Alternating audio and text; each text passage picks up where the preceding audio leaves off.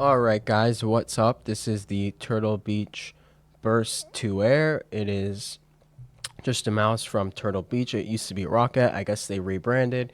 So yeah, let's get into it. So first, what comes in this box is you get a Type-C braided cable. You get some extra mouse skates.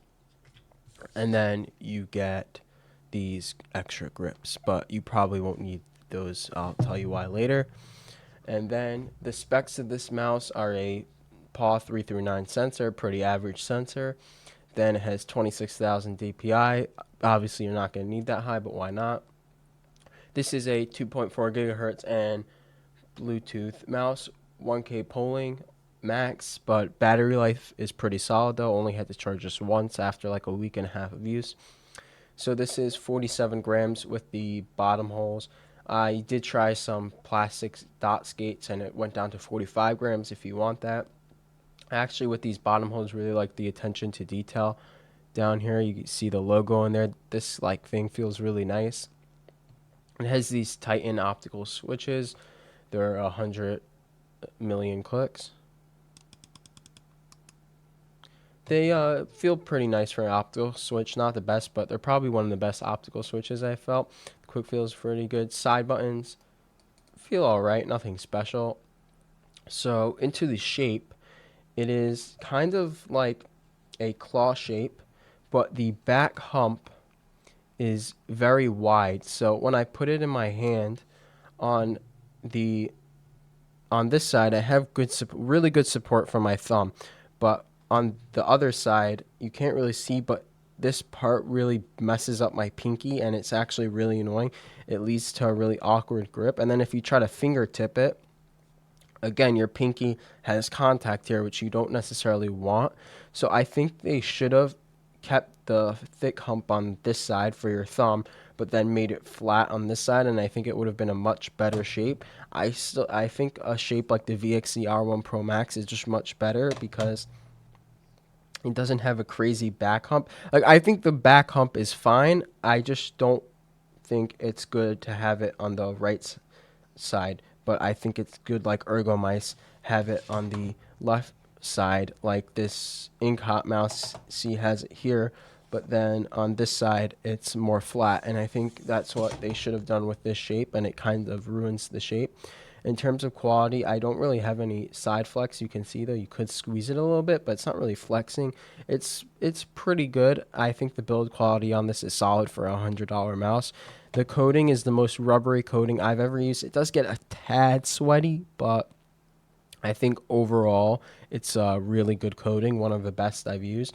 In terms of the stock skate, so I actually took these off, put them back on. You can kind of see, even they're a little like there's some lines on them, but they still are great, even though I took them on and off, and they were better in the beginning. And then if you want to take them off and don't want to put the same ones back on, you have the extra pair. This is full skates, and these are corner skates, but these are definitely the fastest stock skates I've ever seen in a mouse.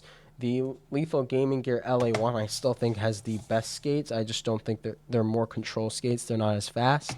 But yeah, these skates on this are pretty good. In terms of the software is a little weird to use. It takes a minute to get used to it, but it's fine. But there was an issue with the software I noticed that it would sometimes randomly switch my mouse to 125 hertz polling when I would open the software, and that's a really bad issue because like most people don't want to be using 125 hertz. I don't know what's up with that. And then also I did have one time while gaming, the sensor just stopped working for 10 seconds. It just wasn't tracking.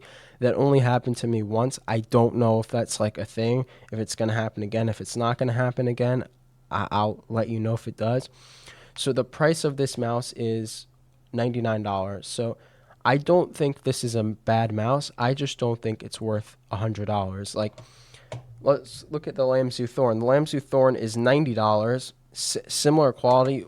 It does have a worse coating, but it's a 50-gram mouse with that is an ergo. It's a much better shape. It's just better quality, and like this is great quality, but this is also 4K and will eventually even be 8K compatible. While with this mouse, you're stuck on 1K, which I don't mind 1K. I just think for $100, you shouldn't be stuck with it. So I just don't really think, and also Turtle Beach, I don't think is really a competitive brand. I just don't think this is worth $100. I think in the $70-$80 range, it would be pretty competitive. I think a lot of people don't care about high polling rate. I would go for this, but I just think 100 is too much. So overall, if you see this on sale for like $70 and don't mind the weird curved back hump right here, I think it's a good mouse. But overall, at $100, I really can't recommend it. But if you do buy it, it's not that bad. It's still enjoyable to use. It's still a decent mouse. But that's pretty much it. See you in the next one. Thanks for watching.